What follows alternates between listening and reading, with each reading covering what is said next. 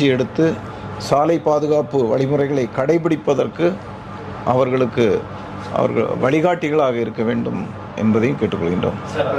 இரவு நேரங்களில் வந்து இந்த டூ வீலர் ஃபோர் வீலர் பார்த்தீங்கன்னா அவினாசி சாலை மேட்டுப்பாளையம் அதிவேகமாக வந்து இதனால் நிறைய விபத்துகள் ஏற்படுறாங்க.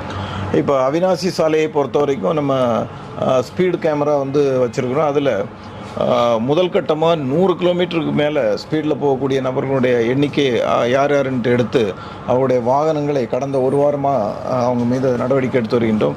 கடந்த ஒரு வாரத்தில் மட்டும் 50க்கும் மேற்பட்ட வாகனங்கள் காவல் நிலையத்தில் நிறுத்தி வைக்கப்பட்டுள்ளன.